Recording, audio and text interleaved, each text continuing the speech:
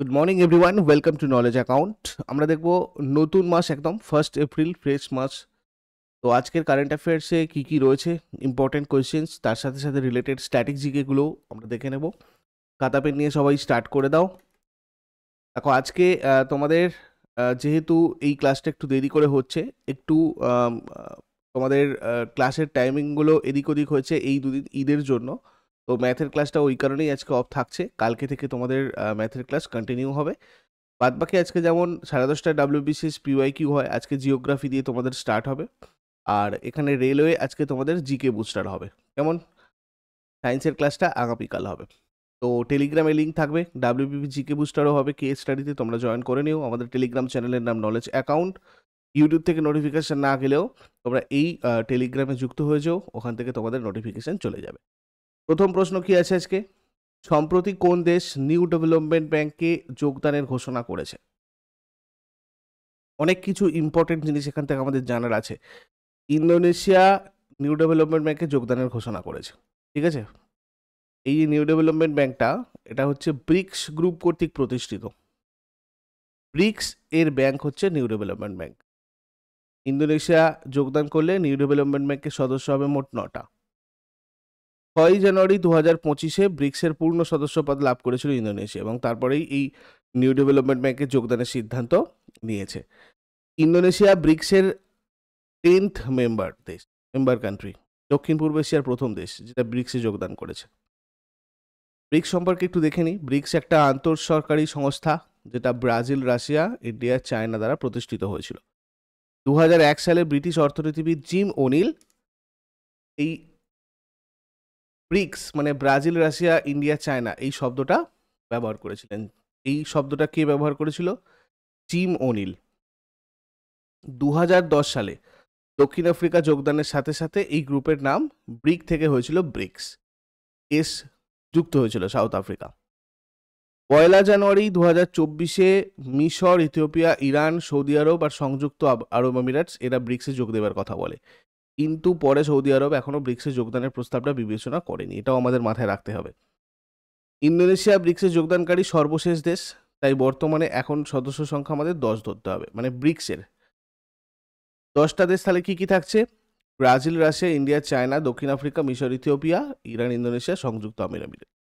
2024 সালে অক্টোবরে রাশিয়ার কাজানে 16তম ব্রিক্স শীর্ষ সম্মেলন অনুষ্ঠিত হয়। 2025-এ ব্রাজিল ব্রিক্সের নেতাদের 17তম শীর্ষ সম্মেলনের আয়োজন করবে। নিউ ডেভেলপমেন্ট ব্যাংক সম্পর্কে যদি দেখি, 2014 সালে ব্রাজিলের ফোর্টালেজায় অনুষ্ঠিত 6ষ্ঠ ব্রিক্স শীর্ষ সম্মেলনের সময় এই ব্রিক্স ডেভেলপমেন্ট ব্যাংকের কথাটা বলা হয়। 2015 সালে ব্রিক্স প্রতিষ্ঠিত হয়, যেটা পরবর্তীতে নিউ ডেভেলপমেন্ট ব্যাংক, নতুন উন্নয়ন ব্যাংক মানে নিউ ডেভেলপমেন্ট ব্যাংক হিসাবে তার নামকরণ করা হয় 2015-তে। বাকি ব্যাংকগুলোর প্রতিষ্ঠাতা সদস্য ছিল Brazil, Russia, India, China, south Africa. নতুন সদস্য হচ্ছে বাংলাদেশ, সংযুক্ত আমিরাত এবং মিশর। মোট 11টা। তার মধ্যে আলজেরিয়া, বাংলাদেশ, ব্রাজিল, চীন, মিশর, ভারত, ইন্দোনেশিয়া, রাশিয়া, দক্ষিণ আফ্রিকা, ইউনাইটেড আরব এমিরেটস আর উরুগুয়ে। এর সদর দপ্তর সাংহাইয়ে রয়েছে, চীনের সাংহাইয়ে। সভাপতি দিলমা রুসেফ। আচ্ছা, পরের প্রশ্নে যাবার আগে তোমাদেরকে বলে দিই, যারা যারা রেলওয়ে পেড ব্যাচে নেই, বুলেট বা রেলওয়ে গ্রুপ ডি ব্যাচে, তারা যদি আরআরবি গ্রুপ ডির বিগত বছরের প্রশ্নগুলো এবং আরআরবি এনটিপিসির বিগত বছরের প্রশ্নগুলো উইথ এক্সপ্লেনেশন প্র্যাকটিস করতে চাও, তোমাদের জন্য টেস্ট সিরিজ ক্রিয়েট করে দেওয়া হয়েছে। তোমরা ওখান থেকে গিয়ে প্র্যাকটিস করতে পারবে। এগুলো ইউটিউবে তোমাদের আলাদা আলাদা পুরো প্লেলিস্ট করা আছে। যারা যারা প্লেলিস্ট থেকে ফ্রিতে করতে চাও তারা অবশ্যই করো। আর যদি আরও অর্গানাইজডভাবে তোমরা করতে চাও, সেক্ষেত্রে এখানে তোমরা এগুলো দেখতে পারো। আর এখানে যে যে পেড ব্যাচগুলো চলছে বর্তমানে, রেলওয়ে, পুলিশ বা অন্যান্য এক্সাম স্পেসিফিক যে ব্যাচগুলো, এগুলো প্রত্যেকটার ওপরেই 2 এপ্রিল অর্থাৎ আগামীকাল পর্যন্ত তোমাদের এক্সট্রা 10% ডিসকাউন্ট রয়েছে। তোমরা এই ডেটের মধ্যে এগুলোতে জয়েন করলে এক্সট্রা ডিসকাউন্টারও পাবে। প্রথম ভারতীয় ব্যাংক সমিতির চেয়ারম্যান কে নির্বাচিত হলেন? এটা আমাদের সেকেন্ড কোয়েশ্চেন। ভারতীয় ব্যাংক সমিতির চেয়ারম্যান নির্বাচিত হচ্ছেন চাল্লা Srinivasulu Shetty. State bank of ইন্ডিয়ার চেয়ারম্যান ইনি টি.এস. শেট্টি পরবর্তী ভারতীয় ব্যাংক সমিতি মানে আইবি এর চেয়ারম্যান হিসেবে নির্বাচিত হয়েছেন। এই আইবিএ হচ্ছে ভারতের ব্যাংকিং খাতের প্রতিনিধিত্বকারী সংস্থা, যেটা ব্যাংকিং নীতি, নিয়ন্ত্রণ এবং শিল্পমান সম্পর্কিত বিষয়গুলোর উপর কাজ করে থাকে। তারপরে গুড়ি পাড়ওয়া বা গুড়ি পরব, এটা একটা শুভ দিন যেটা মারাঠি হিন্দুদের ঐতিহ্যগত নববর্ষের সূচনা করে। কোন হিন্দু মাসে এটা পালন করা হয়? গুড়ি পাড়ওয়া এটা পালন করা হয় চৈত্রতে, চৈত্র মাসে পালন করা হয়। 2025 সালে এটা 30 মার্চ রবিবারে পালন করা হয়েছে। এই উৎসবটা মন্দের ওপর ভালোর বিজয় এবং ফসল কাটার ঋতু শুরুর প্রতীক। লোকেরা তাদের ঘর পরিষ্কার করে, রঙ্গোলি তৈরি করে, গুড়ি উত্তোলন করে এবং ঐতিহ্যবাহী মিষ্টি উপভোগ করে। এই গুড়ি পাড়বা যেটা ভারত জুড়ে এটার অন্যান্য নামও আছে, যেমন ধরো উগাড়ি, এটা কর্ণাটকে নাম, অন্ধ্রপ্রদেশ, তেলেঙ্গানা এটাকে উগাড়ি বলে, আসামে এটাকে বিহু বলা হয়। অর্থাৎ এই যে ফসল কাটার যে মানে ফসল কাটাকে যে সেলিব্রেট করা হয়, সেই উৎসবটার নাম আসামে বিহু, কর্ণাটক, অন্ধ্রপ্রদেশ, তেলেঙ্গানাতে উগাড়ি, ওয়েস্ট বেঙ্গলে পয়লা বৈশাখ, তারপর তোমার ছেতি চাঁদ, এটাকে হচ্ছে তোমার সিন্ধি কমিউনিটিস এটাকে বলে থাকে, নবরোজ হচ্ছে কাশ্মীরে বলা হয়। তারপরে ভারতীয় বসন্তের আগমনকে চিহ্নিত করে গুড়ি পর্ব উৎসব উদযাপন করে ভারতীয়রা, এবং এটা এই আমাদের উপমহাদেশের মারাঠি আর কোঙ্কণী হিন্দুদের নববর্ষের সূচনার সাথে মেলে এই দিনটা। মহারাষ্ট্র আর গোয়া রাজ্যে পালন করা হয়। উৎসবটা সম্বৎসর পার্ব নামে পরিচিত। ঠিক আছে, পর্ব। পুরী রাবণের বিরুদ্ধে ভগবান রামের বিজয়ের প্রতীক। উৎসবটা 14 বছর নির্বাসন শেষ করে অযোধ্যায় রামের যে ফিরে আসা এবং তারপর তার রাজ্যাভিষেক সেটাকে স্মরণ করে। উত্তর ভারতে চৈত্র নবরাত্রির 9 দিনের উৎসব একই দিনে হয় অ্যাকচুয়ালি।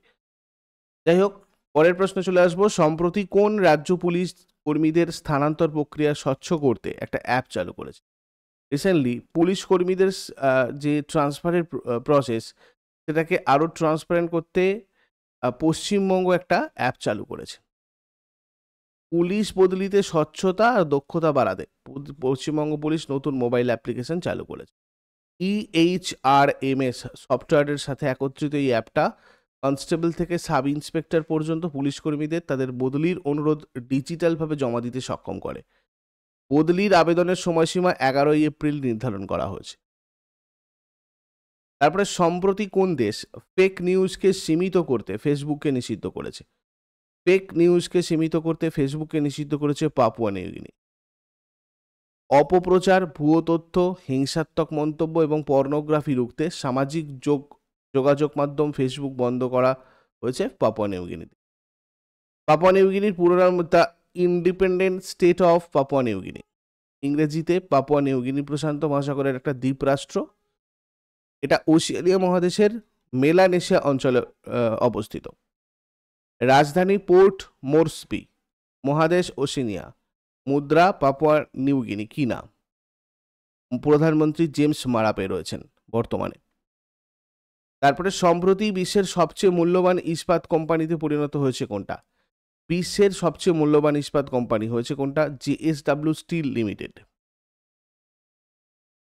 JSW গ্রুপের flagship company JS steel limited 30.31 billion dollar market cap সহ বিশ্বের সবচেয়ে মূল্যবান ইস্পাত কোম্পানিতে পরিণত হয়েছে। এটা প্রতিষ্ঠিত হয় 1982-তে। প্রতিষ্ঠাতা সজ্জন জিন্দাল। চেয়ারম্যান সজ্জন জিন্দাল। সদর দপ্তর মুম্বাই, মহারাষ্ট্র, ইন্ডিয়া।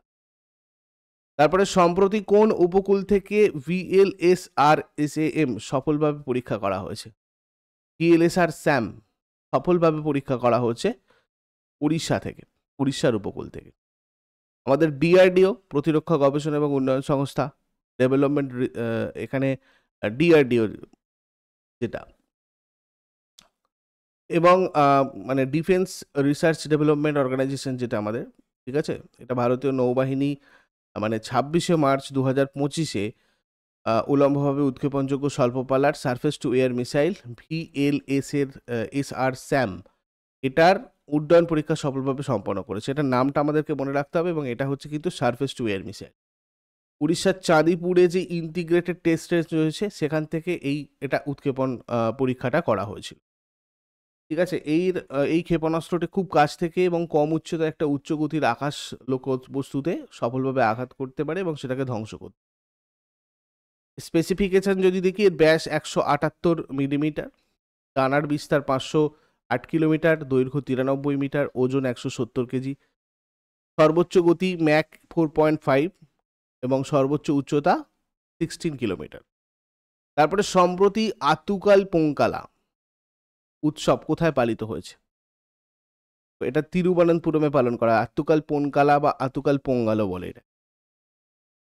আতুকাল পোঙ্কালা ভারতের কেরালা রাজ্যের তিরুবনন্তপুরমের আট্টুকাল ভগবতী মন্দিরে পালিত একটা 10 দিনের ধর্মীয় উৎসব। দেখো, এটা তোমাদের আগের বারে এমটিএস পরীক্ষা এসেছিল, যেখানে লক্ষ লক্ষ মহিলা নবম দিনে জড়ো হয়ে মাটির হাঁড়িতে চালের খাবার তৈরি করে দেবীকে উৎসর্গ করে। গিনেস ওয়ার্ল্ড রেকর্ডস দ্বারা মহিলাদের সবচেয়ে বড় বার্ষিক সমাবেশ হিসাবে এটা চিহ্নিত। এটা কেরালার প্রাচীনতম পোঙ্গালা উৎসব। এই মন্দিরটা মহিলাদের জন্য শবরীমালা নামেও পরিচিত। এই ভগবতী মন্দিরটা আট্টুকাল পোঙ্গালা 13ই মার্চ 2025 হলো এবারে। তারপরে কে প্রধানমন্ত্রী নরেন্দ্র মোদীর প্রাইভেট সেক্রেটারি হিসাবে নিযুক্ত হয়েছেন? নিধি তিওয়ারি নরেন্দ্র মোদীর প্রাইভেট সেক্রেটারি হিসাবে নিযুক্ত হয়েছেন। সরকার আনুষ্ঠানিকভাবে ভারতীয় ফরেন সার্ভিস অফিসার নিধি তিওয়ারিকে প্রধানমন্ত্রী নরেন্দ্র মোদীর প্রাইভেট সেক্রেটারি হিসাবে নিযুক্ত করেছেন। 2014 ব্যাচের আইএফএস আধিকারিক তিনি, ইন্ডিয়ান ফরেন সার্ভিসের। 2023 সালের 6 জানুয়ারি থেকে তিনি প্রধানমন্ত্রীর দপ্তরে উপসচিব হিসেবে কর্মরত রয়েছেন। নিধি তিওয়ারি উত্তরপ্রদেশের বারাণসীর বাসিন্দা, মনে রাখবে। তারপরে সম্প্রতি ভারতীয় নৌবাহিনীর জন্য দ্বিতীয় যুদ্ধজাহাজ তাভাস্যা কে চালু করেছে? তাভাস্যা গোয়া শিপইয়ার্ড লিমিটেড এটা স্টার্ট করল। এটা হচ্ছে প্রকল্প 1135.6 সিরিজ। এই তাবাস্যা হলো প্রজেক্ট 1135.6 সিরিজের দ্বিতীয় জাহাজ, যেটা তালোয়ার ক্লাস ফ্রিগেট নামেও পরিচিত। তালোয়ার ক্লাস ফ্রিগেট, এটা ভারত, এই যে প্রকল্পটার কথা বলছি তোমাদের, এটা ভারত আর রাশিয়ার মধ্যে একটা, মানে এদের জয়েন্ট,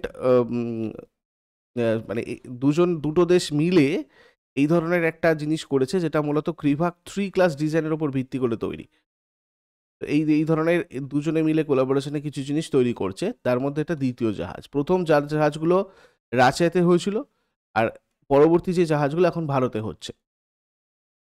এই ফ্রিগেটটার দৈর্ঘ্য 124.8 মিটার, 15.2 মিটার বিম আর ড্রাফট 4.5 মিটার। এটা প্রায় 3600 টন ওজন এবং 26 নট পর্যন্ত গতিতে পৌঁছতে পারে। ভারতের সামুদ্রিক নিরাপত্তার জোরদার করা আর জাহাজ নির্মাণে স্বনির্ভরতা বৃদ্ধি করার জন্যই এটা করলো আমাদের ইন্ডিয়া। আগের দিনের হোমওয়ার্কগুলো এবার দেখে নাও। ভারতের সুপ্রিম কোর্টের প্রথম মহিলা বিচারক হয়ে যাবে ফাতিমা বিবি, আর পণ্ডিত হরিপ্রসাদ চৌরাসিয়া একজন সুপরিচিত বাঁশিবাদক। আজকে তোমাদের জন্য কোয়েশ্চেন্স থাকবে হোমওয়ার্কের জন্য। করবেট ন্যাশনাল পার্ক কোথায় অবস্থিত? বড় ইমামবাড়া কোথায় অবস্থিত? শেষকালে কমেন্টে জানাও। চট করে আগের দিনেরগুলো কুইক রিভাইজ করে নেব। যারা লাইভে রয়েছে অ্যান্সার করো 31 মার্চ 2025 কোয়েশ্চেন্স। ভারত রাশিয়া দ্বিপাক্ষিক নৌবাহিনী অনুশীলন ইন্দ্র 2025 14তম সংস্করণ কোথায় অনুষ্ঠিত হয়েছে? চেন্নাইয়ে 14তম সংস্করণ অনুষ্ঠিত হয়েছে। তারপর 2025 সালের আবেল পুরস্কার কে পেয়েছেন? অ্যাবেল পুরস্কার পেয়েছেন মাসাকি কাশিওয়ারা। কোন রাজ্য সম্প্রতি যক্ষ্মা পরীক্ষায় চমৎকার কর্মক্ষমতার জন্য স্বীকৃত হয়েছে? যক্ষ্মা পরীক্ষায় চমৎকার কর্মক্ষমতার জন্য স্বীকৃত হয়েছে তেলেঙ্গানা। তারপরে বর্তমানে বিশ্বের বৃহত্তম দুধ উৎপাদনকারী দেশ কোনটা? এটা আগের দিন বলেছিলাম, আমাদের ভারত হয়ে যাবে।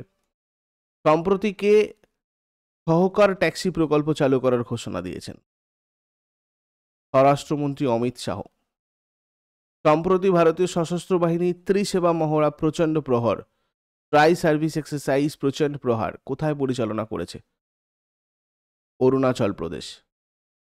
প্রধানমন্ত্রী নরেন্দ্র মোদী কোথায় পাম্বান সেতু উদ্বোধন করবেন? পাম্বান সেতু এটা করবেন কোথায়? রামেশ্বরমে। 84 বছর বয়সে প্রয়াত ক্রিকেটার পিটার লেভার কোন দেশের বাসিন্দা ছিলেন? পিটার লেভার ছিলেন ইংল্যান্ডের বাসিন্দা।